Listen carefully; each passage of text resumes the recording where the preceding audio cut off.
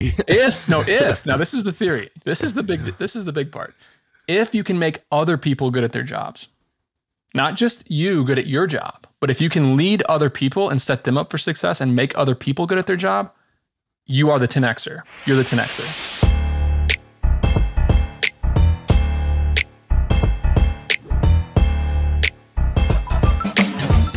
Welcome to My First Million. Thanks for joining me, Sam. All right, so Shaan is in California. There's a power outage. Last minute, I called Nick Huber. We're gonna give you like the proper introduction, but basically, you were on a month ago, 6 weeks ago, and it was 1 month. I think it was the second most downloaded pod in the last 90 days. It had something like 150 or even more downloads, something like that. So the people loved you. And what was your introduction last time? Nick has at least $100 million in storage units, of which I am an investor in, so I always disclose that. And you also own 3 or 4 different companies right now that are doing really well, or own part of. Yep. Dabbling in a lot of stuff. You texted me actually 1 hour and 6 minutes ago, and you said, "Hey, can you come on the pod in 1 hour?" And I said, "Yes." And you said, "Do you actually have good content?" And I said, "Yes, I'm a content machine. I was just kidding with you." And you said, "Hey, you need to make a document and send it to me. Are you sure you have the fire?" You put the pressure on me.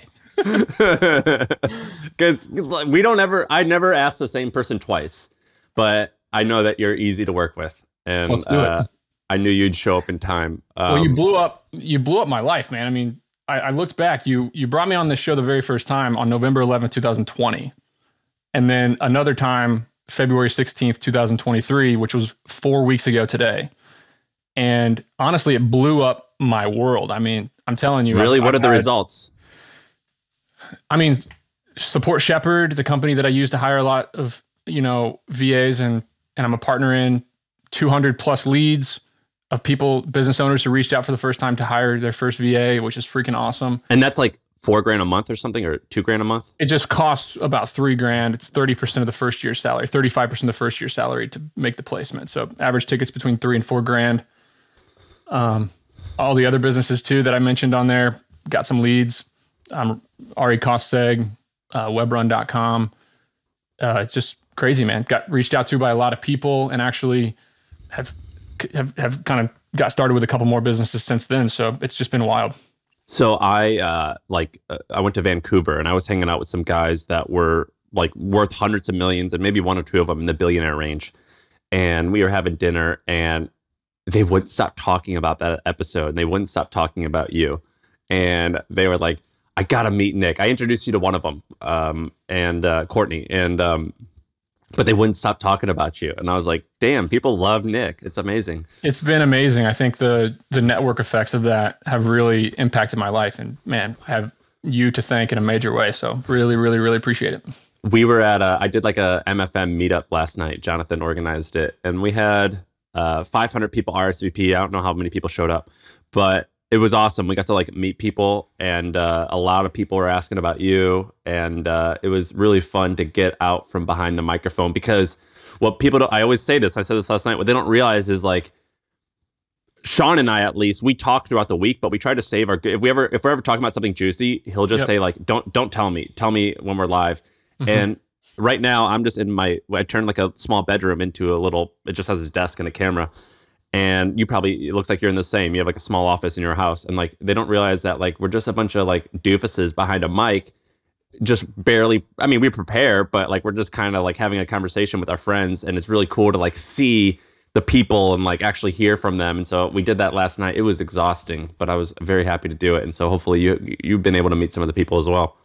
It's crazy because we can sit here and talk and I'm a little bit nervous just because I know the impact of My First Million. I know that 100,000 people might listen to this, but imagine how nervous we would be if we were sitting in 2 chairs in the middle of Dallas Cowboys Stadium with 100,000 people watching. I mean, it would make it feel a lot more real. It would make it feel a lot more real. We've had so many people say, why don't you guys do it in real life? Like you and Shaan, and I'm like, well, it's just more convenient, but also it's like, one time I recorded at a studio and there was like this like lady at the soundboard. And she was like hip and cool looking and was like a cute lady. And I remember she wouldn't laugh every once in a while. when I thought I said something funny, and I got in my head, I was like, shit, I didn't, was that douchey? Was that lame? And then when she would laugh, I'd be like, all right, I got her, I got to keep going. And so like, she was my audience. And I remember I was like changing everything I did. And afterwards I was like, Ben, I can't do this with any of these people in this room anymore. It's getting in my head. I'm trying to impress them too much. It's tough, man. It's tough. I'm having a live event on the 22nd in Athens, which you guys inspired me to do. I put it together right after that, and 30 people have bought tickets to it. So I'm a little bit bummed out, but we're going to actually go through. It's next Wednesday night in Athens. We're going to actually have it, see how many people show up and see if it's a success. But yeah, when you put yourself out there for a live event, it comes with a new level of stress and anxiety for sure. So I moved to San Francisco in 2012. I moved out there, and I moved out there from Tennessee. And I'm still a little rough. Back then I was really rough around the edges. And this was right. This was like, basically I moved out there, and like I would wear jeans and like boots and a white t-shirt all the time, and I had a little bit of a twang, and people would kind of tease me, and I told them I'm from Tennessee, and they're like, well, what do you date your cousin? Like, they would make fun of me, and I felt really like jealous of the Stanford kids. I remember I took a bus or a train out and to walk around Stanford's campus. I felt it was like a Goodwill Hunting moment. I was like, dude, am I going to meet all these geniuses? What's going to happen? And I got so envious. And so I created this thing called the anti-MBA, because I was envious that I didn't get my MBA from Stanford, because I would meet all these kids and they had this like awesome network. And so I created this book club, and we would meet once a week. We would read one book a month, and we would meet once a week and go over the trailing, weeks reading. And then I would call in a guest to like lead the discussion, and I would talk to them. And I posted an ad on Craigslist. That's how I got my first people. And so Sieva, one of my best friends, Sieva, who's like a big entrepreneur, he was one of those people. He's one of my closest friends. So I met him that way. And so I would host these book groups, and it would be 10 people at first, and then the next time like 12. And then over time, I did this for a year, every week for a year. I got like 3,000 people signed up to my email list. Then I hosted an event that was like maybe 80 people came. And then I hosted HustleCon, and 300 people came. But it was very slow. Like these like events, I did them it was like a 4-year grind. And then at HustleCon, eventually we got like 2,500 people coming. And so like these events, and then Shaan and I did a live pod in Miami, and like maybe 100 people came, and it wasn't that good. Mm-hmm. And then we did it again, and it was a little bit better. So like these events, it takes time, and it's hard. And it's hard because unlike the internet, when with the internet, you can delete some stuff. With an event, you just are going to embarrass yourself. You know what I mean? It is challenging, but it was like a grind to do those events. And getting people to actually show up is tough. I mean, to get people to listen to My First Million or my podcast, The Nick Huber Show, all they got to do is flip through podcast, click a little button. If they don't like it, they're gone. Getting somebody to buy a ticket, drive somewhere, the uncomfort of meeting other people, it's more difficult. Where do you want to go today? Where you want to drive? So I want to talk about the traits of a successful entrepreneur. What makes whether it's a partner, an operator, a manager at a company. And when I say entrepreneur, I don't necessarily just mean somebody who starts a business. I mean somebody who leads other people inside of an organization. What makes those people really, really good at what they do? And I think you have a lot of experience tracking down and identifying these people who are killers. We'll call them 10Xers. They're the people who, I have a theory that 80% of workers are just kind of skating by, and maybe they're adding a little bit of value to a company, but the top 20% are generating outsized return for the company that they work for or themselves if they're an entrepreneur. What makes those people tick? I want to talk about that. All right. The most interesting thing about this is that it's this will morph into a tactical guide of literally starting a company. Because when you start to identify these things and you track down these people and you bring them together, a company is nothing more than just a group of people that all work together. So if you can find these people and put them together, which I know you can, which I'm confident that I can, and anybody who scales a business can do, you can make a lot of money fast. So let's dig in. Well, when I first started my career, it was basically just, can I make enough money to pay for my own bills? And then once you get past that point, maybe that point it's different for everyone. For us, it was in the $30,000 a month range. Once we got into $30,000 a month, I realized, cool, it's sustainable to a certain level. I need to hire people. And I hired 1 or 2 people in a few of my different companies where once we got to like 30 and 40,000 a month, when you hire the right person, it can 10x fairly quickly. And at that 30,000 mark, I realized at a young age, I am in the collection of people business. I just have to collect interesting people. And you have to play like a long-term game because they're not always available, but if you like play the long game, relationships last a long time. So I've done a good job of collecting people. And you asked me this, so I made a list. So 4 traits that I always look for. The first is I look for emotionally stable people. The reason I look for that is I'm not exactly the most emotionally stable person. I'm the fire. So when it comes to starting stuff, I don't need anyone to motivate me. I'm the flame. I'll get it started. I don't need any gasoline. I don't need anything of that like that. But I need people who can, when you're the type of person like me and you have really high highs and I can motivate someone and I can get them to do crazy shit, typically those people, it's almost like a comedian. They're often, if they're great on stage, that means they're probably sad a lot of times, or they get like down, or like, in my case, I'm like, this is going to fail. This sucks. And so I always look for someone who's like pretty stable and they're a rock who can like sustain like a pretty even pace, and I can motivate them to get excited, but they don't get down too easily. I also look for people who follow through. Let's do one at a time. Let's go one for one. You say one trait, I say one trait. So for me, it's very, very similar to what you just described in yourself. And it is that fire, that sense of urgency, and that energy. I think most people out there, just in general, a lot of people, they're in slow motion. They walk slow, they think slow, they talk slow, they make decisions slow. They're just kind of lollygagging through life. They go into work, they clock in at 9 a.m., they do the bare minimum all day to get paid next Friday and not get fired. And then they clock out and they go home and drink a couple beers. They're not that excited about hobbies. They're not that excited about much at all. But which is fine. Yeah, it's fine. I just don't want to, and you need those people a lot of times. You need butts and seats. Yeah, which is fine. Those people are fine and they serve a purpose. But then you get those people that have that energy. You get those people that have that, okay, I'm going to get out of bed today and I'm going to attack this thing and we're going to make decisions fast. We're going to move fast. We're going to talk fast. We're going to take action fast, and we're going to get shit done. And those people, when you bring them in, they can do all the other things on this list. I think everything else on my list and your list feeds from, hey, we are going to get stuff done quick. When I started my very first company, it was a moving company that pick up and delivery storage for students. We bought a cargo van on Craigslist for $3,000 and we drove it back to the track house. This is kind of a good example of the way that people think about business and opportunity. We were jacked up. Me and my business partner, we were all excited about the idea of starting a company and going out and trying to make some money. We drove this van back and we're like, we're going to start doing pickup and delivery storage for students. And some of our buddies, we were sitting around the track house playing beer pong, and they're like, you guys are freaking crazy. What is exciting? Like, what do you know about that? What beer pong?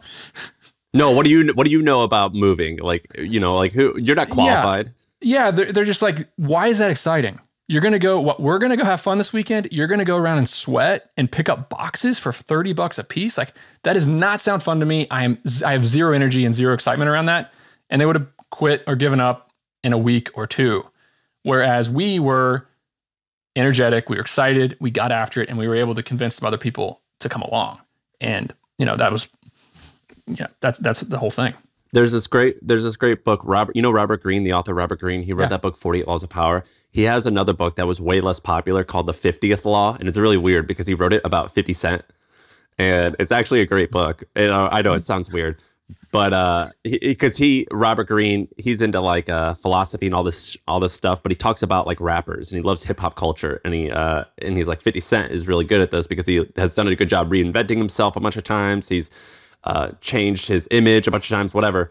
And he said the key to 50's success was his sense of urgency. And if you don't have a sense of urgency in everything that you do, it ruins everything. And he doesn't just talk about business people. He talks about poets. He talks about people who discover, who invent different medicines, like, poets, writers, whatever. It's always about urgency. Doing anything that makes your life better is uncomfortable.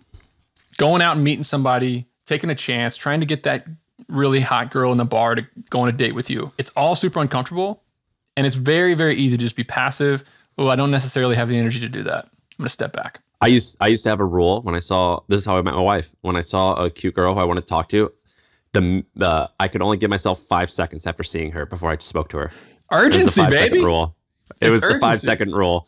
Because if you don't talk to them within a couple seconds, you're never going to do it. And the longer you wait, the harder it gets. And so I always had the 5 second rule. I have a couple more on my list. Do you want me to go again, or do you want to do your second one? Yeah, go one more. Okay, so I think this one feeds into the next one, which is when you're starting a company, and people ask me a lot after our last episode where I spoke about the 4 or 5 companies that I'm starting. Nick, how do you have time to do this? How are you doing it yourself? And the answer is I'm not. I'm going and I'm tracking down people who are really good. And I want you to riff on this too, Sam, because you're a master of bringing people together.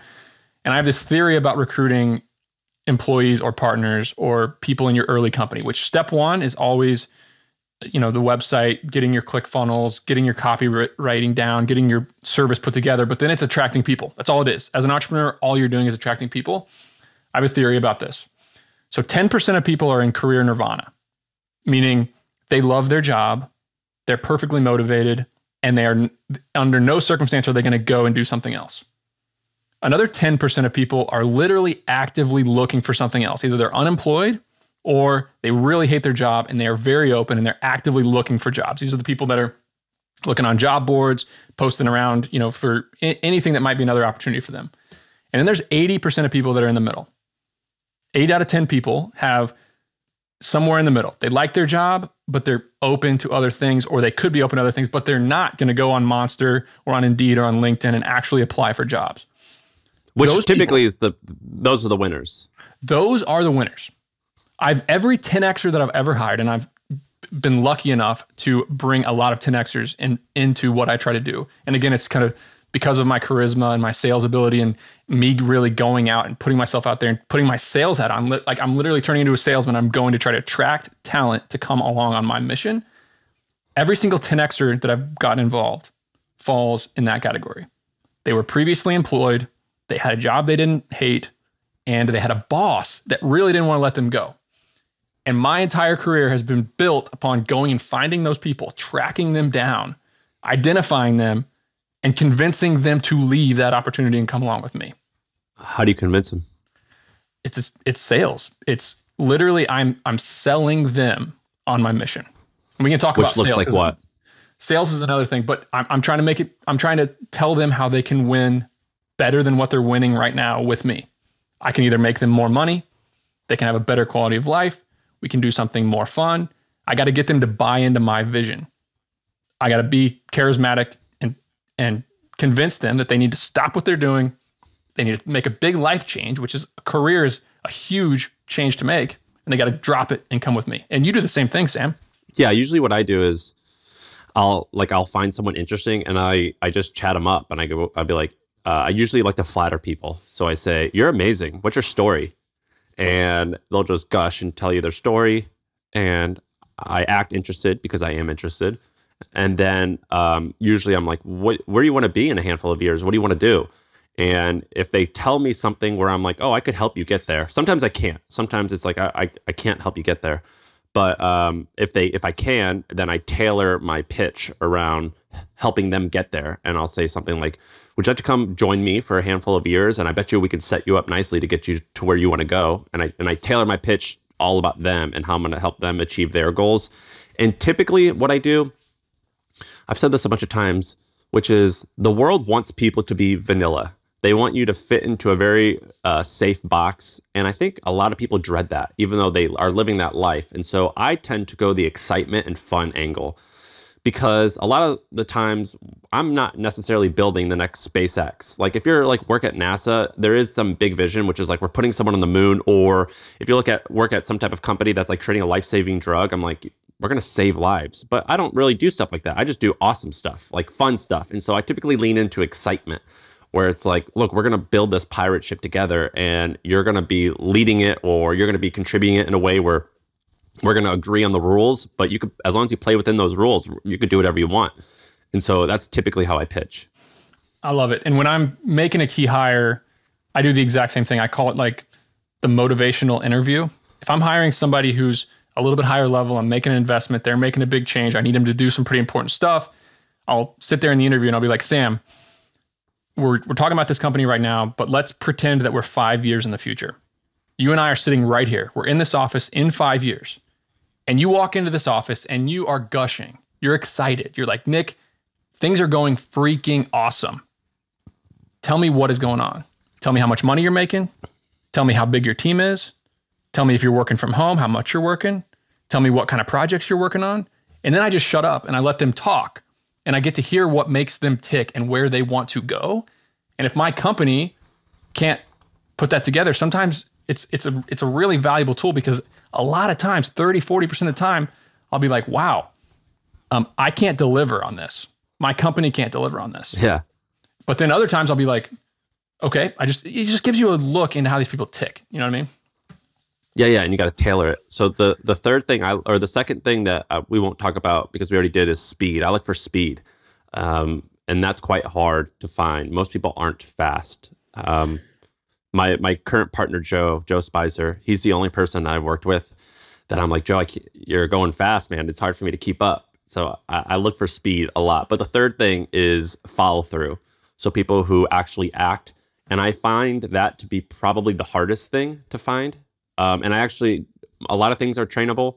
I don't think that I think you is or you ain't when it comes to following through and like actually doing stuff. And what I tend to do is I like to look at people who have products or projects that are live. So someone will be like, we had this one lady reply to one of our tweets and she's like, I sold $100,000 worth of Taylor Swift t-shirts. And I'm like, okay, that's all I need to know. You do stuff. Mm-hmm. Or maybe they have a blog, or maybe they tweet, or maybe they have a YouTube channel, or maybe they have some type of hobby that involves like taking action.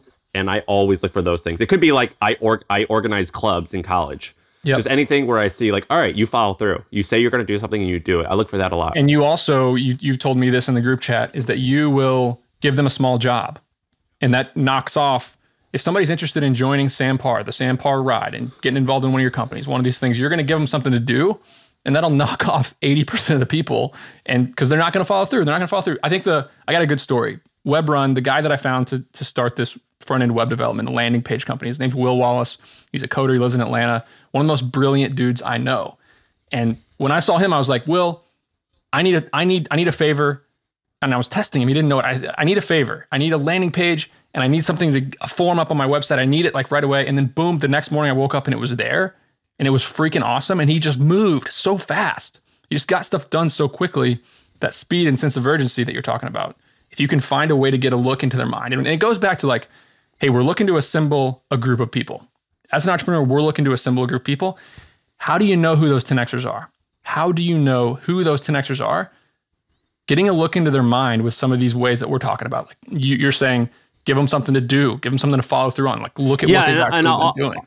Often I tell them, I get pitched like 5 times a day. You probably do too. People who want to make short clips for me.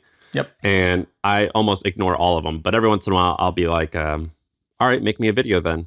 And I'll tell them, I'm not even going to post it. So don't worry about free work. Like I'm not going to profit off your work. Make me a video then. And we used to do this all the time. People would apply to the Hustle for writing. I go, okay, write tomorrow's email. And yeah, I would, every once in a while I would get a 1,200 word thing the next day. I go, all right, sick, we'll talk. What you're looking for is a look into the mind of these people to figure out if they're a 10Xer. So if you're going out and you're trying to build these teams, you can shoot from the hip, you can bring somebody in from an interview, and then you can make the hire, or you can try to get a preview. Another thing that I look for on my list, and these two blend together, I'm going to talk about both these things. Clear and concise communication. So many people, you'll have a conversation and you'll listen to them for 60 seconds, 90 seconds, and you'll be like, what the hell is this person even talking about? Get to the point. Whereas you have Nick Huber on your podcast, I can say exactly what I've done and where I've been and how many storage facilities I have in it, and I've given you 3 or 4 things to bite off all in the first 28 seconds that I've been on the show, because I'm a very clear and concise communicator.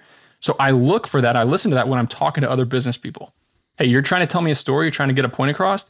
How quick, how clear, and how concise can you do it? And the ability to get points across in 15 seconds versus 30 is just mind-blowing. How would you feel if someone referred to themselves in the third person in an interview like you just did? That's a I'm out dog. That's an I'm out dog right away. Fired. We can talk about, everybody wants to hear about the social justice warrior tweet that I had a couple days ago. But yeah, I mean, there's a lot of red flags too that are instant cuts. You're just looking for red flags. That's what you're doing. Red flag, cut. Somebody refers to themselves as Nick Huber in the third person. Cut, out. Dude, and the last thing that I have that's related is, and this is hard to figure out a little bit, but I look for taste and intelligence. Intelligence being like, just like I always say, I'm like, does your oven burn hot? Like, are you just smart? Or, and can you like, do you have like emotional intelligence, but also taste?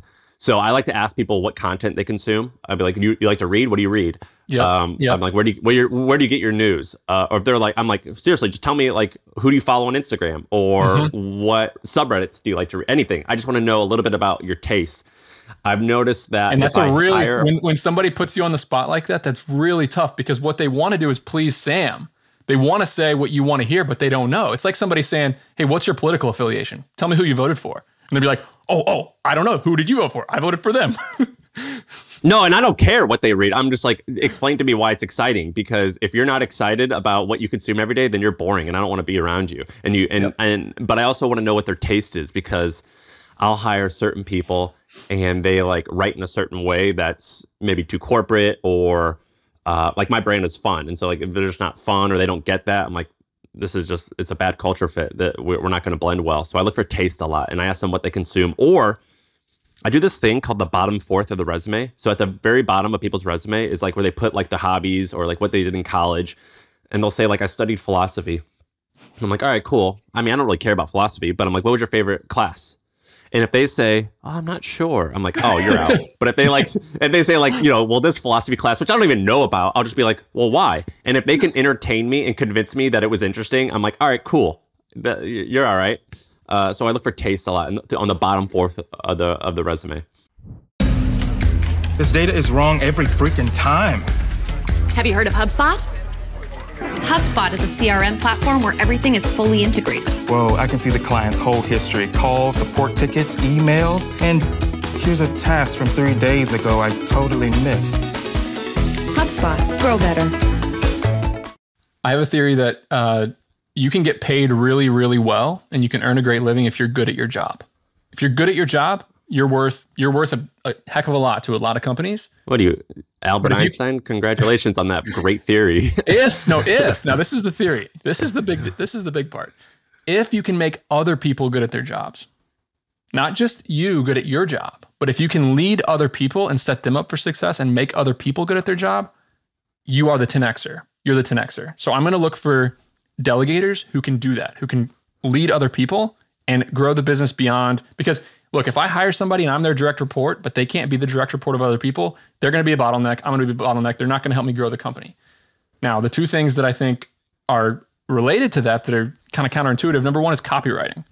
They're a really good copywriter. I think that's directly correlated to being able to delegate and lead other people. Because if you can write clearly and concisely, clearly and concisely the way people can understand it, you can lead others. You can give directions. You can be on Slack, text, email. The way that we run our businesses is through the written word. Very luckily, I can see how people write. I can see it because they're DMing me. I'm reading their tweets. I get a look into how they write. And I think I took your email course. I want to talk about this because I took this 9 months ago or so. Blew my mind. It made me a better copywriter. And now I have... Did it work with you? Yeah. So Sam has a course where for 10 days in a row, he's going to send 10 weeks in a row. Is it days in a row or is it once a week? Days. One a day for 10 days. One a day for Monday 10 days. Monday to Friday, so 2 weeks. You send an email that teaches people how to do copywriting. And I did it. I got the email the first day and my wife comes in and I got a notebook full of copy written down. She's like, what the hell are you doing? And I was like, well, Sam told me it's going to work. Just trust me. So 10 days I write and I copy these styles and I start to learn how clear and concise communication and hooks and throw away all the words that don't matter. Where's that located in again, by the way? Copythat.com. Copythat.com. So the word copy and then that. Yeah. $150 or something. And it's been worth, 50 grand added to my career. Easy. The best. Do you know why that works? I tried to explain it in the thing. It's called copy work, and it's how I learned how to write. And it was like this way that they used to teach kids how to write. And in the 1930s and 40s, I think there was like a change in the public schools, and this thing got thrown to the side. But it's called copy work. And like Ben Franklin used to write this way. Hunter Thompson, he said this is how he write. Judd Apatow, the director, And what they would do is they would find like scripts, or like if you're Judd Apatow, you would find like a funny script that you want to emulate. Or if you're Hunter S. Thompson, you'd do like Catcher in the Rye or some book that you like, because when you copy it by hand, you start seeing the patterns and the texture of something. In the same way where if you want to learn how to play guitar, you're not going to like get the guitar on day one and write a song. You're going to like play Jingle Bells, and then you're going to like move to Happy Birthday, and then eventually you're going to move to like rock and roll, and then maybe blues, and then you're like, oh, this riff from Guns N' Roses, it kind of reminds me of this riff from the blues. If I'm going to like, I'll mash that with this and I'll steal this from here, and then boom, I've got my own piece of art. And that's why it's really good. And there's actually science behind it, where it imprints into your brain and you learn the flow of certain things. So if you could get good at writing and getting your ideas across, and also selling other people, because people think delegating is just telling people what to do. No, you have to make them want to do it, and it's sales. Life is sales. So it's a beautiful resource. Do you have a few more or no? Yeah, I want to ask you about that tweet. So I want to go through how I think about sales, because I think this is really important, because life is sales. And as an entrepreneur, you're selling to customers, you're selling to investors and partners, and you're selling to your employees. Just like I said, you got to go find these people who have jobs, and you got to sell your idea and your vision on them. So I wanted to give you kind of a breakdown on how I think about sales and how I kind of flip the script, and I can give you kind of an example of that. The old school way to sell is you're going to be pushy, you're going to ask directly, you're going to speak the language, you're going to prove that you're an expert, and then you're going to talk about all the benefits and all the great things, and then you're going to hand them a clipboard and ask for their signature. I think that way is a terrible way to actually sell people in today's world of so many options. So my way to do it is I speak the language briefly and prove that I'm a professional without being braggadocious or bragging on me or the product that I'm trying to sell. Then what I do is I dive right into talking about the downsides, why I'm worried about it, why the deal might not work, all the things that we need to stress about. And then I ask them, given those downsides, why they still want to do the deal, or why they still want to work with me, or why they still want to work for my company. And then I shut up and I let them, it kind of flips the script to where they become the salesperson. They become the salesperson. So like, Sam, you're about to start working for me as, you want to come to work for Nick really bad, and we're going to start this company together. I'll say, dude, this is an agency business. It's really hard. It might take 6 months before we make any money at all. We might be stuck in it. Worst case scenario, we're going to waste a year of our life. Why do you want to come join me? Another really great example of this is for my investors in my real estate deals. They get on a call with me and they expect me to just sit there and regurgitate all the great things about storage, all the great things about real estate investments, the tax benefits, why I'm such a good operator, all that stuff. I don't do any of that. I get on a call with somebody, a Zoom call with somebody, and they already know me. They're already on a call. They're already interested in investing in storage. So I talk about all the downsides. I'll say, look, Sam, let's do an example here. You give me this 50 grand, you're going to invest with me. And let's say interest rates spike, the economy tanks, people don't use storage as much, and all of a sudden this deal's worth 20 or 30% less than what it was. And instead of giving you an 8% cash on cash return, I'm going to give you a 2% cash on cash return. Now it's my job to make sure we don't lose the properties. I'm going to do this, this, and this to think about risk. But why do you want to invest in storage? Boom, flip the script, and the person will say, well, Nick, it seems like you've thought a lot about these risks. Like, you're worried about this stuff. I don't have to worry about this stuff. I don't need cash flow off of this. It's a long-term investment. All the other reasons why, it might work that way. When you're starting these new things, how much do you fund them with? RecruitJet, we put 50 grand in the bank account. WebRun, we put 10 grand in the bank account. Blue Key Capital, we're going to put 50 grand in the bank account. Did I tell you about Kevin Ryan? You know who that is? You're tell me. Doing what he does. Kevin Ryan, I've talked about him a bunch on this pod. He's kind of my hero. He was the CEO of DoubleClick, which eventually sold to Google for multiple billions, and it became AdWords or whatever, AdWords, or I forget, AdSense. I think AdSense, one of those, like the way Google makes all their money. So it's like the best acquisition ever. He was like employee 20 there, and then he took over as CEO, sold the company for multiple billions. And then he went and started, he took like his, whatever he made, $10 million, and this other guy who worked at DoubleClick named Dwight, and they go, we're going to start this thing called Silicon Alley. So they were based in New York. So it was like the take on Silicon Valley. And they invested, he goes, our whole shtick was, we're going to invest $300,000 into a handful of interesting ideas we have, and we'll try to find someone to partner, and we'll try to make them big. And we want big outcomes. And with this method, he started Gilt, like the women's fashion clothing company. It didn't work out, but it got to like hundreds of millions of revenue. He started Business Insider, which had a $600 million exit. He started MongoDB, which is a publicly traded database company at, I don't know, it ranges between 20 and 30 billion on the market cap. What else did he start? He started Zola, which is like the wedding registry business. He started like maybe 3 other things that are big. And he goes, I give each company 6 months and $300,000 or $400,000, something like that.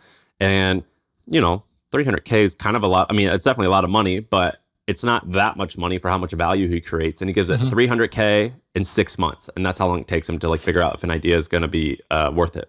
It all depends on the opportunity. I mean, some of these, the guy that we're partnering with on RecruitJet, me and Sahil and Marshall from Support Shepherd are starting a company called RecruitJet to headhunt US talent this exact way. Like, hey, we're going to go into that 80% of people. We're going to find them for companies. The guy that's our head recruiter, he's been a recruiter for 15 years. He's done work for me. He's a complete badass. He's not going to leave his job. He's not going to leave his job until we get our first contract signed. Like, so we don't have any expenses yet. On the other side of the table, I'm trying to start a debt brokerage firm, meaning we're going to be the middleman that finds and secures debt for giant commercial real estate projects. We're going to go to all the banks. We're going to shop them. We're going to put the packages together and close the loans. I'm right now on the road trying to attract a partner in that business. I have somebody in mind. I'm going to have to shell out a lot of money because this guy makes $450,000 for a bank right now. He's our best loan officer. He's a 10Xer. He's a killer. I'm going to have to make him an offer where it's a little bit less equity, less of a percentage of sales, but I'm going to guarantee him $200,000 a year for 2 years. Me personally, off my personal check account. Hey, I'm going to sign a contract with you because I already know how he thinks. I already know he's a 10Xer. I know he's incredible. He's done incredible things for our company when it comes to sourcing debt. Come to work for Blue Key Capital. I'm going to guarantee you, I'm going to promise you 2 years of runway at $200,000 a year. But are you going to put any additional capital? Yeah, we'll have to. We need to hire some additional people. But for the most part, it'll be website, landing page, customer.io, automatic replies to emails. It'll just be building the infrastructure that I'm so good at doing for all these other companies. And you're actually going to do it? You're going to write all the copy? You're going to set up the email stuff? WebRun. I'm going to have WebRun do that. And then I'm going to create a Twitter account, make the follow account, and then I do a software called Birdflow that has an automatic DM. So every I told you about that.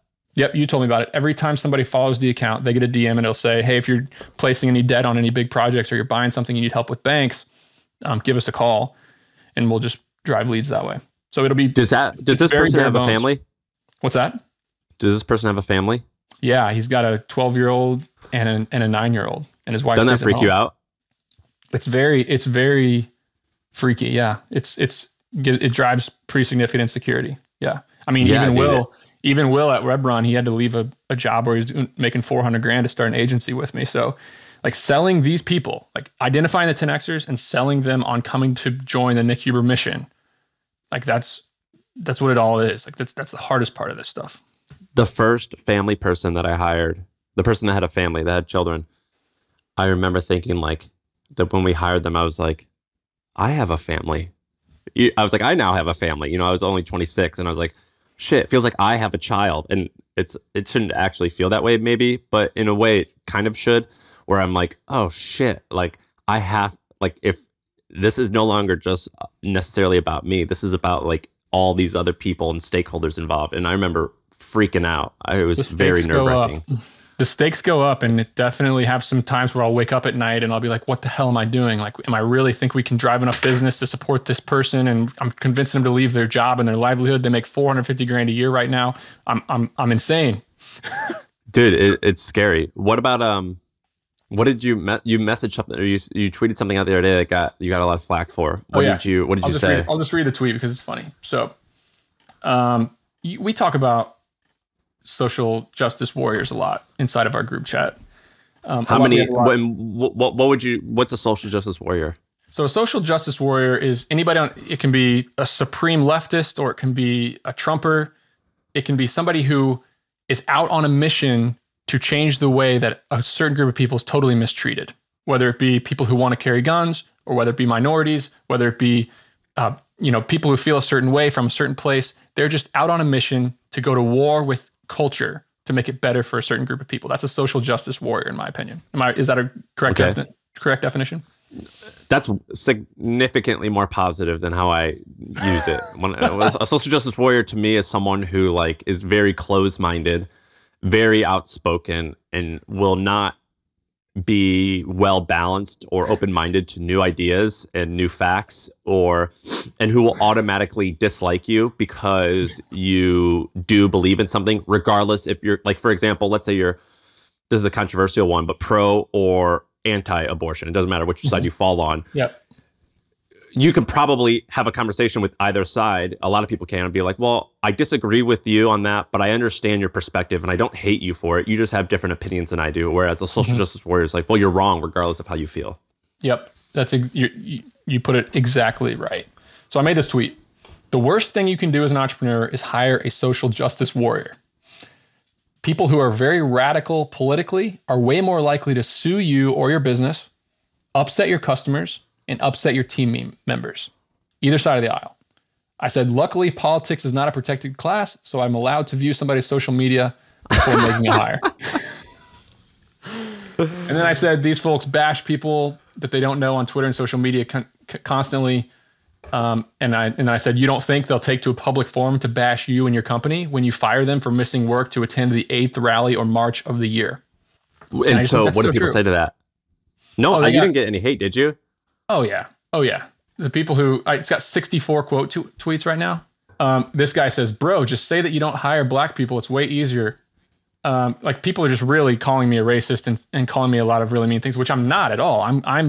I'm trying to weed out people who are closed-minded, because if you're radically politically left or radically politically right, that just tells me that you're not balanced, because nobody that I know is super radical politically. It's just a giant waste of time and energy. So I just think it's a good practice. If you're a business owner, look at the way people spend their time. Where are they? If they told you they were in Reddit anti-work, when you asked them that question earlier, like, what content are you consuming? Oh, I'm in Reddit anti-work. Okay, out. Well, but they could make a good argument as to why they enjoy it. So, for example, I like reading. Have you seen this subreddit called what's the one where people have multiple jobs? Oh yeah, that is fascinating. Entertainment value is another thing. It's these people who get multiple jobs, like sometimes 3 or 4 jobs, and I've known a couple people who have done this. It's called overemployed. It's a pretty funny name. And like I've known people who have done this. So they get a job at Facebook and Google, and so they call it J1 and J2, and so they'll post like advice, like, hey, so my J1 has me working from like, I can get it done from like 8 to 10 a.m. And then J2 is like noon to 3. How do you people like get your manager to only put meetings for J1 in the a.m. or something like that? And it's crazy. And I've known a guy who had a job at Facebook and Google, $250,000 or something like crazy for each job. And they'll say like, so total income is $600,000. That's broken up with J1 at $200,000, J2 at $300,000. And they'll like say this. It's hilarious. And I read it all the time because I'm like, well, I'm pretty sure I'm against that because that's unethical. It's not illegal, but I wouldn't like that if someone did it to me. But then I'm like, but is that wrong? And so anyway, I like to like read that to like just explore new ideas. And it's also just hilarious. So if someone told me they read anti-work or overemployed, I'd be like, okay, why? Tell me, what do you learn? It goes really deep. As I'm diving into this stuff on RecruitJet and learning how recruiting companies work, and I've talked to probably 15 recruiters in the past month and just asked them, what about, there are people who will literally show up to an interview like this, and their mouth is moving, but somebody else is talking to them. And it's the people who are trying to No way. Yes. Tell me about that. So what happens? You're a recruiter, somebody hires you to go place a tech position. You're a technical recruiter. You're going to find somebody to work for Google for $250,000 a year. You're going to go in and you're going to sort through LinkedIn. You're going to bring in all these applicants, and you got to try to find a way to scan out a third of the applicants. A third of these people are trying to get more than one job, being a software developer. And you literally can talk to them on the phone, and that can't do it because then they can wire in somebody else to talk. And that's why they do that. That's why they do video, is for that reason. They have to do video. I should have asked the guy a lot more questions about it. If you're following me and Sam and you're listening to this and you obviously know about this occurrence, tweet us because I want to know more about this as well. But he told me that You're on a Zoom call with somebody and it's blurry and their voice is not really the one talking, and it's people who are trying to get more than one freaking job. Crazy. That's ridiculous. That's kind of amazing. And like, there's some way you got to look at it from a, like, that's sleazy, don't do that. But also you're like, that's pretty amazing. You know, it's like a lot of my sleazy friends in high school, they would like pay someone to take the ACT for them. And I remember thinking like, I don't know, man, that's almost as impressive as actually doing a good job. You know what I mean? I'm like, I don't want to work with you, but like, kinda I do. If you could use that for good. You see so many criminals get caught doing all this crazy stuff, and you just think that if they put that energy towards something productive, how rich they could get. We had this guy named Michael Harris. Michael Harris founded Death Row Records. You know, Death Row, they like created Tupac, Dr. Dre, NWA. Like they basically invented like modern hip hop, or they invented like gangster rap. They were the marketing machine behind those guys, right? Yeah, and so Michael Harris partnered with Suge Knight, and Michael Harris did it from prison. He was serving 25 to life. He got in trouble for attempted murder, which eventually he got exonerated by Trump 2 years ago, and he got let out. But he served 30 years partially on death row. And the other charge that he was convicted of, that I think he admitted to doing, was he was selling at times $2 million a day of cocaine, of crack.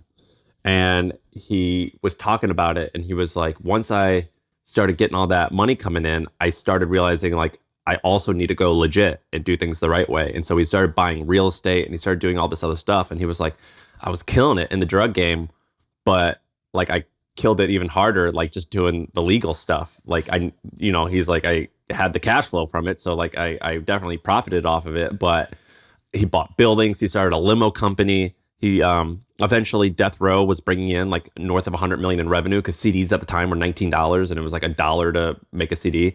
And he was like, we killed it the right way, but I did all this bad stuff, so I had to pay the price. But I think he was like, it's such a good example that business is simply a flywheel around these things that we've spoke about in this episode. If you can get these things right, attracting people, leading people, managing people, delegating, writing, it can work in any business. Once you learn these skills, I could put Sam Parr and I could take him and I could drop him in a grocery store chain, and I guarantee you would thrive. I guarantee you could succeed just because of the way that you think about business, the way that you can lead people, and the decisions that you would make. So I feel strongly that once you get the flywheel going, and once you push yourself, and once you start to learn some of these things, you can crush it. You're doing something that I hate doing, and I advise most people not to do it, but there's many examples of people doing it successfully, of which you're one of them, which is doing multiple things at once. In most cases, I think doing multiple things at once is a horrible idea. I think we saw the few times it does work is when there's like a Ryan Reynolds. You see Ryan Reynolds sold Mint Mobile today for like 1.5 billion or 2 billion, whatever it was.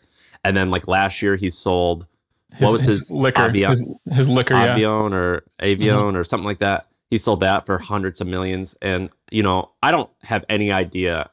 It says like Ryan Reynolds sells his telephone company. And I'm like, probably he has nothing to do with it. He just does the commercials. Maybe he has something to do with it. I have no idea. And I have no idea. It says like Ryan Reynolds, his telecom company got sold. Maybe he only owns like 3 points. I have no idea. But in that case, someone like him, he does have multiple things. When it's you, who you are doing a lot of the work, and you're famous or you're a big deal, but you're not like everyone in America knows who you are. I think that it's scary and it's challenging. Why are you doing more than one thing versus just one thing? I'm pushing myself. I don't know if I can do it. There's a lot of anxiety around it, and some of these things will fail. I mean, look, it's 5 companies that we've started in the past year. What will the collective revenue of those be, do you think, in 2024? Okay, so you want me to make a prediction, and then we can come back on and test it, actually. So I think RE Costseg will be doing 500 grand a month or so in EBITDA. In 12 months? In the year 2024. At the end of 2024, we'll look back on the year, and I think it'll do 2.5 million in EBITDA probably. So okay. WebRun, I think. On what top line? Okay, 30% margins. So whatever that math is. Web run, I think, will be 30 to 40%. Getting close to 10 million in sales. Yep. I think RE cost seg will be really big in the year 2024. So 18 months from now, like trailing. Titan Risk, the commercial risk property insurance company, I think that one will do 3 million in sales at a 50% margin probably for insurance brokerage company. Web run, I think, will be doing 200 grand a month of revenue. So maybe 70 to 100 grand a month of profit. Recruit Jet, I think, will be a big company. I think Recruit Jet will be 5 million of revenue and 3 million of EBITDA. That's okay. So collectively, you're in the 6 million profit range or something like that. 7 million, I forget. Yeah. What would Blue Key Capital could be the big one. The debt brokerage company for real estate firms. That one could be doing, again, another 5 to 10 million of revenue as well. Pretty good margins. A small team. And 2.5 million for cost seg, what would that be valued at? Could it be as high as 10 times profit? No, I don't think so. Cost seg is politically dependent. You know, if bonus depreciation rules go up and down, it changes the demand for cost segs, right? So I think 3 to 4 times EBITDA would probably be the value of that company. Wouldn't be worth selling. So the cash flow is awesome. The multiples are shit. Everything that I've ever started, typically the cash flow is only okay, but the multiples are really, really good. This is what 20 times profit. Yep.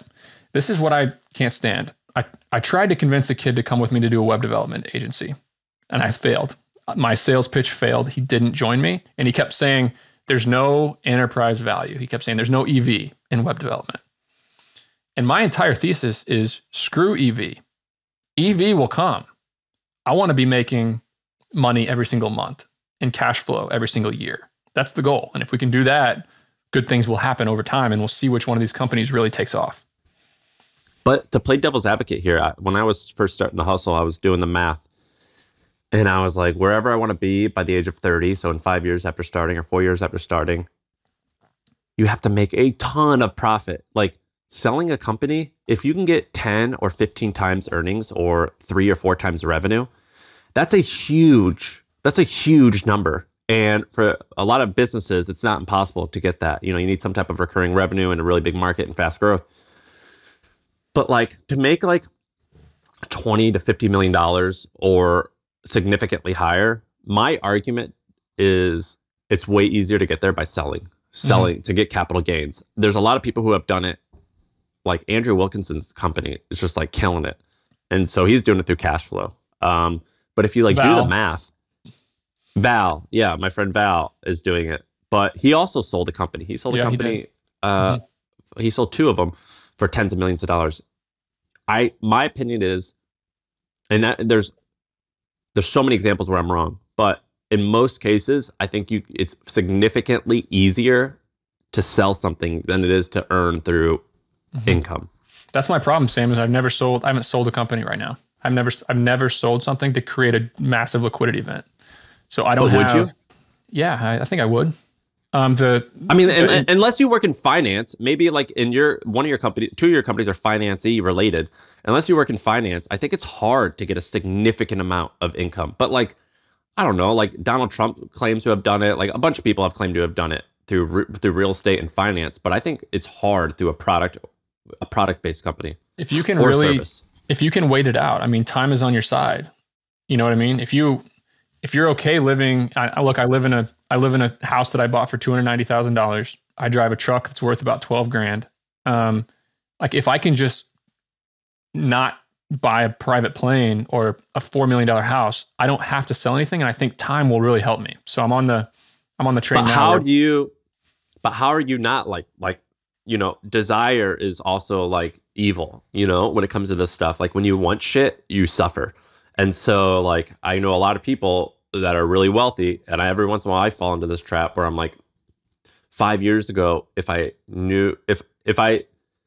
25-year-old, if they knew where I was today, they'd be like, oh, you're fine. And then I get to where I am now and I'm like, oh, but there's another step. Or what about a $10 or $20 million home? Or what about having a warehouse full of cars? Or what about doing this or that, or owning a sports team? Like, okay, you need more. You don't desire things, or a $50,000 watch or something. Of course I do, man. Of course I do. I really want an airplane. I really want a PC-12, and that's my goal, is to have. How much is that? It's a $5 million airplane.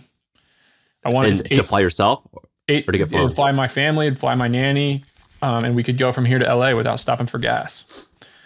That's your goal. That's a goal of mine, but why own it instead of rent? I know a guy who bought a jet for $16 million during the pandemic when he had just sold the company for $100 million. He owned it for 6 months, and he was like, what the hell am I doing with this? And he ended up selling it for $20 million. He goes, I made a profit on it, which was lucky, but it was looking like a horrible financial decision because I had to spend all this money to store it. It was like, it was the stupidest thing ever. Yeah, it's straight overhead for sure. Straight overhead. But I need to, my family lives 7 hours from here, and driving with my family is something we're only going to do once a year. So I can't get back to see my dad and my mom and my grandfather, who's only got a couple years left, without easy access to get back. So it'd be really nice to have an airplane. But yeah, I'm not going to do it. Like, I decided with my wife, we're going to wait, because I just want to show my kids that I'm not just going to go out and buy everything I want, and I'm going to suffer a little bit, and that's okay. And, delayed gratification keeps me humble too. But it's tough. I battle with it every day, man. I mean, it's really easy to spend a lot of money. But you want stuff. What's your dream number? Like, as far as personal net worth? Yeah. If I'm making $1 million a month, I think I can then do whatever I want. Isn't that funny? But I bet you would have thought that 10 years ago, if you are where you are now, you could do whatever you want. If somebody would have told me 5 years ago that when I retire, I am where I am right now, I would have given them a thumbs up and said, I'm happy, please make that happen.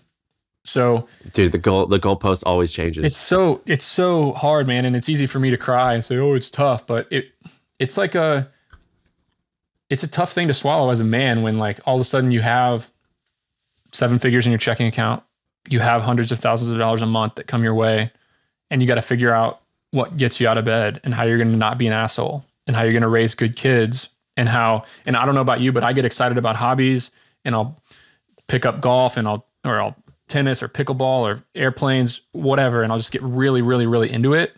And then it's on to the next thing. It's on to the next thing, on to the next thing.